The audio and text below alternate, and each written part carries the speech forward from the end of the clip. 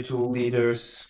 This is Dr. Rainford, and today, on the occasion of 420, I would like to dedicate this video to talk about the treasury. So, in order for us to understand the different allocation and position that we have diversified our capital, we need to comprehend the basic idea of what LSDs are and how they can be used. So I assume already everyone who's in 0xAcid has a basic understanding of them. But regardless, better to be safe than just sorry. I will still give and present a very basic introduction, very simple, straight to the point, just to be able to have like sequential order of the narrative that I'm going to explain. So yeah.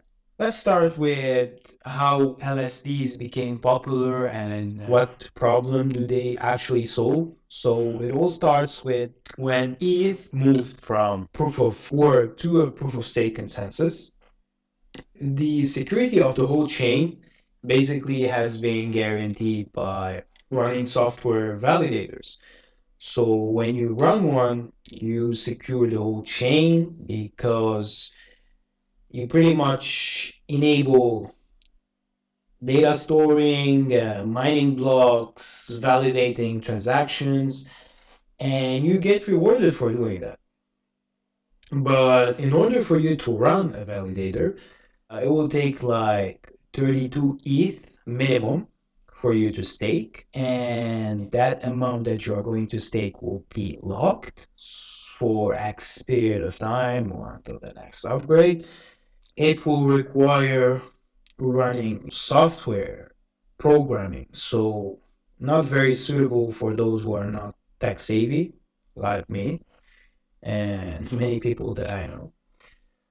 So this is a problem because you need a minimum amount of capital, which is 32 ETH. Not everyone has or can afford to lock. It takes a lot of time and programming. Plus, there comes the cost of opportunity.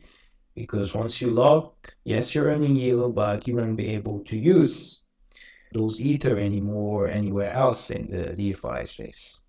So yeah, this is pretty much how LSDs became popular and how they are a very trending topic now.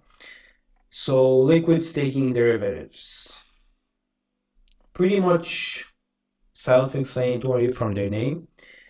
And you have providers who contribute to giving you those LSDs. And you got players like Frax, Lido, Rocket Pool, Anchor. So what these protocols do is, hey, give me your ETH, okay? I don't care how much you're gonna give me. Every time I am able to accumulate 32 ETH, I'll go and create that validator for you. So yeah, whatever amount you have, don't worry about it. Just give it to me. I'll give you your share of the state ETH in the protocol's token that is meant to represent your amount of stake ETH, okay? And you can earn yield all while being liquid. So yeah, how much better can it get? So yeah, here's a basic illustration. If you can grasp that, you will be able to comprehend like the whole scheme.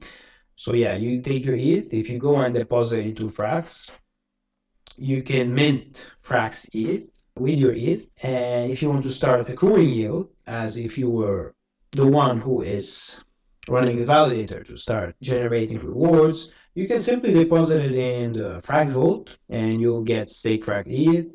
Stake Frax ETH will earn the accruing yield that you are entitled to. Same principle that is for Rocket Pool, except that you don't have to deposit it like for Frax. Frax is a two model token, okay? There's more to Frax than just providing liquid staking services, but we're gonna stick to that because that's how we are involved currently with that. So, with Rocket Pool, same for Anchor and Lido. And once you get your derivative to whatever token or protocol it is, you're going to start accruing the yield that you are entitled to. So one small detail is that these like StakeTrack ETH, Rocket ETH, and Anchor ETH are yield-bearing tokens. So they don't increase in quantity like a rebasing token, which is like Stake ETH. SE. So yield bearing, they combine like the initial amount of ETH that you have deposited plus the yield that you are accumulating. So they increase in value rather than quantity. Okay? It doesn't make any difference. It's just that some protocols think that the rebasing model is broken, but overall it's pretty much the same concept.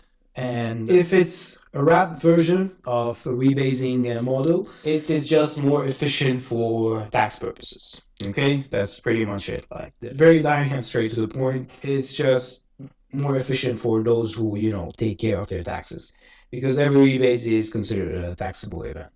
But anyway, whatever it is, in case it was a yield or rebasing model, we are still in the liquid staking derivative domain, so they all serve the same purpose. So you can use them as you were to stake your ETH, and you are liquid, so you are able to not only accumulate yield as if you were running yourself ETH nodes, but you are also able to take those tokens and throw them into DeFi, into any decentralized financial product that may suit you.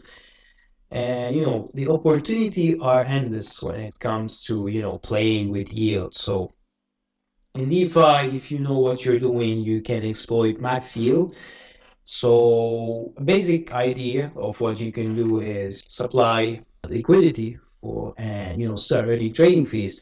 You can take your Anchor ETH and basic example, use it as collateral. Like you can lend it for someone or put it into like Aave and get borrow a specific asset to just go use it also somewhere else.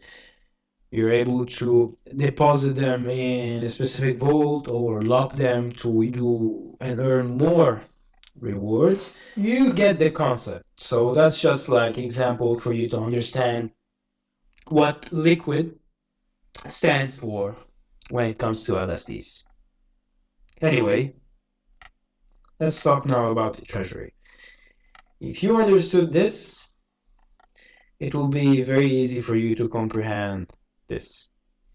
So, treasury, you really don't have to pay attention to the value. That's pretty much an estimate. So when I was typing in the values, that was pretty much the number.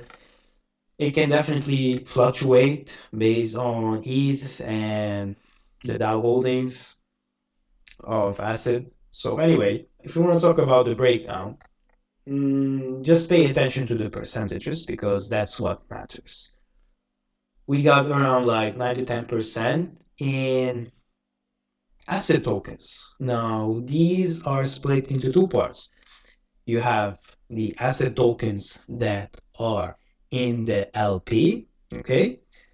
And you have the ACID DAO holdings. So this is the DAO holdings, and you have the LP tokens. Anyway, the DAO holdings are for the DAO. So you let the DAO do what it has to do with those. And it's pretty much used for further development and helping the project grow. So what I mean by that is we recently had two proposals where we had to utilize our ACID DAO holdings. When we launched the Nitro Pool reward on the Canva DEX, we allocated 100 ACID of those holdings that will be basically distributed for those that contribute and become an LP provider on the Canva DEX for the ACID ETH pair. All right. Similar to when we have proposed to allocate more liquidity for the Uniswap V3 pair, we had a proposal that wanted to allocate 25 more ETH And of course, if you know how LP works, you have to allocate the same amount, the same weighting for the 25 ETH with acid for the same dollar value. So 25 ETH, same amount of acid that is equivalent to the amount of ETH back when that happened. Anyway, you understand the concept of why there's acid tokens in the treasury and how they are being utilized. So that's just 10% of the whole treasury. And we have a 90% that is pretty much allocated into different positions, and they are pretty much all in ETH, excluding the rewards that gets generated if we are utilizing a specific strategy that we will get back into. So regarding the investments, I have classified them from the biggest to the lowest position. Okay, so you get the idea of biggest position through lowest position. And let's begin with Frax. You remember Frax, a liquidity staking provider. If you have stake Frax lead, you start accruing the yield. So also, you don't have to take these value into serious consideration because they can always fluctuate. So you can just have it as a reference or an estimate because we don't know how much every day there's going to be an amount that's going to be deposited or going to be withdrawn. But when I was writing this paper here, we pretty much have 2,252 Frax ETH that we deposited into the vault. So when you deposit them in the vault, you get stake Frax ETH, and the equivalent amount is 2,176. It's less than Frax ETH because remember, stake Frax ETH is a yield-bearing asset, so they are meant to increase in value to relatively to ETH. And Frax ETH is a loosely pegged stablecoin for ETH. It's a one-to-one conversion. So consider this as ETH, and when we have deposited them in the vault, we got less tokens, okay? But pretty much if you like unstake, right now, if you were able to unstake the stake rack is from the vault, you will end up with more than what you have initially deposited because you are earning yield. Very simple.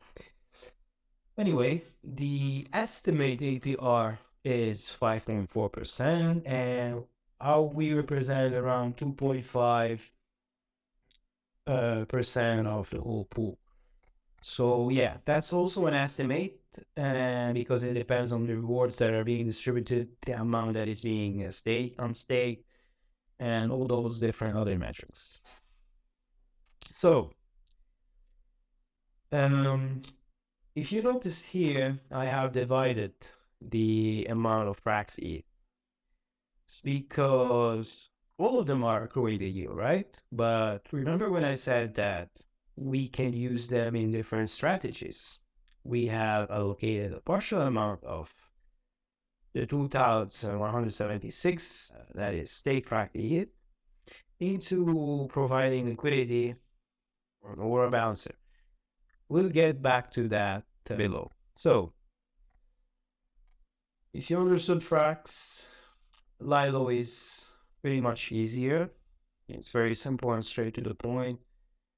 So there was around 12 billion ETH that are staked in Lido. Lido pretty much represent like the biggest market share of liquid staking derivative. That's like the kingmaker. And we're netting around 4.3% APR on 754 ETH that was initially deposited into the pool. So yeah, that's pretty good in my opinion. And regarding Anchor, remember, Anchor is also a yield-bearing token, so they are meant to increase in value. And one Anchor ETH is equal to 1.10 ETH when I was writing the data. So we deposited around 686 ETH into Anchor, We have minted 619 anchor ETH, and we're netting around 3.5 APY on that. And our share on the pool is around 1%, so that's pretty decent. And remember, less tokens because these increase in value. So when you're on stake, the anchor ETH back to ETH, not only you end up with the initial amount that you had deposited, but you're gonna have even more because of the yield that basically much are accruing. So you get the point. Now that you have understood Prax, Anchor, and Vio, we were able to break it down because we have three different positions in these protocols, in these providers. Now for our finance. This is our finance. So if you want to understand how Aura basically functions, you need to understand how Balancer works. Okay? So I'm not sure if you're familiar with the curve and convex concept, but if you are, they are pretty much similar. Convex has been built on top of curve, right? Same for Aura Finance is built on top of Balancer. So what is Balancer? It's decentralized automated market maker, right? And so what you are able to do is, as a user, you can swap, have the option to make transaction to any two different ERC tokens that has liquidity. So when there's this service, there's an opportunity for liquidity providers. They come, they supply liquidity, and they earn the trading fees from the people that are swapping. Very simple. So, what makes Balancer maybe a little bit different is that you are able to house liquidity for more than two tokens with different ratios. So, if you're familiar in your mind that, yeah, you have to provide a 50-50% allocation between a pair, you are able to allocate for more than two tokens with different weighting. You can have an 80-20% pool or three tokens with a 60-20-20 as long as they have a combined percentage of 100. So here's an illustration to understand how Balancer work if you wanted to become a liquidity provider at early rewards. So let's say you want to supply liquidity for, I don't know, Frax ETH pair. Okay. So once you do that, give your tokens to provide that LP, you're going to get something called BBT Balancer Pool Token. Okay. That's the name. So you can take that BBT, which represent the weighting of the tokens that you have provided for liquidity. You can take this BBT and stake it in the balancer gauge pool. So once you stake, you're going to start earning buy rewards. And with buy rewards, that represent the native token of the balancer protocol. So you can sell them, as you are entitled because you earned them. Or what you can do is supply liquidity to the balancer rewards. It's a 80-20% weighting that you are able to do. And once you do that, you will get balancer B slash 80 balancer 20. Okay. And that's the LP token that you will get for supplying liquidity. And what you can do with that is you can lock it. Once you lock it, you are able to boost the rewards that you would typically get from staking the gauge pool. And you are entitled to get VBAL, which is Vote Escrow Bell. And with Vote Escrow Bell is you are able to decide which pools are going to receive the emissions of the gauge. So yeah, that's pretty much what I have explained here. So you are able to add liquidity to the balancer rewards that you earn with wrapped ETH. Once you do that, you get the balancer LP token. That's pretty much it. You lock it, you get VBAL, you channel where you want the emissions to go to. That sums up this illustration. Anyway, this is where literally Aura Finance come into play. So what if I told you that you can earn boosted rewards and also without having to lock your token? So you can skip all of this and jump from here, literally. So what you do is, instead of you staking your BBT token balancer gauge pool, you can create an arrow here and literally deposit them into Aura Finance. And by doing that, not only you're not locking your tokens, as we have mentioned, but you're also going to get boosted rewards with Aura native token, which is Aura.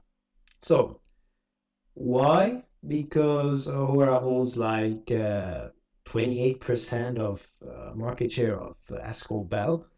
So yeah, they're definitely going to get a better boost than if I were to choose myself to lock and vote.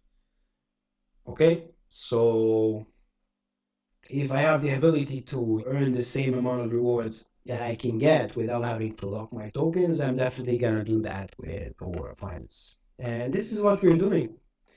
There's a tripool pool token on Bouncer where we are able to deposit in Aura Finance. And that pool consists of Wrap Liquid Stake ETH, Rocket ETH, and Staked Frag ETH. So yeah, now this makes sense. Okay, the incentives are pretty hot in my opinion, as we're earning 7.15% APR, and the majority comes from, of course, Aura emissions and BAL emissions.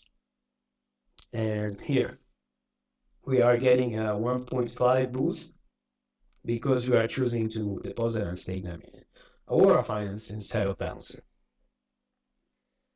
So that explains these rewards when you see them on DBank.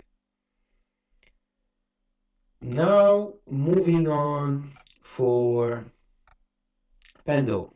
Pendle is our smallest position right now. And Pendle is a very unique protocol.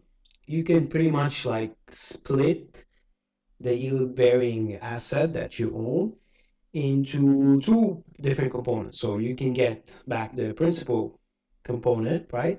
And the yield. So now you have two tokens, if you may. You are able to basically hedge your position, long your yield, trade it, do whatever you want with it. And they offer a different variety of products, but to keep it simple and not dive into things we may not want to know, you just have to understand that we are providing liquidity for stake ETH on Panda. Okay? And the API is also an estimate because as the pool moves, so will the rewards. But overall, you need to understand that as we provide liquidity on Pendle, we earn the swap fees, the fixed yield from the principal token, and yield from the underlying, which is the staked ETH. And the majority of the rewards come from Pendle incentive. So that explains this when you see on the back. That's pretty much everything that covers like the treasury. Okay, Uniswap P3 is also understandable because these are the rewards you get that comes from being a POL, a protocol on liquidity, because you own the majority of the LP. So yeah, rewards go back to the DAO, to the treasury, which is pretty effective because now you know that LP providers can't dump on you basically. And we earn the additional incentive that can be utilized in different positions, strategies like the one we have mentioned. Yeah, that's pretty much it. Um, I hope you guys liked it. I'm also going to provide this paper I wrote in the description down below. So not only you are able to hear my rambling, but you are able to skim through this too, so you can have like two versions, a written and a visual. And if you have any additional questions or anything that needs to be answered, you know where to find us. Thank you for watching, and I'll see you in the next one.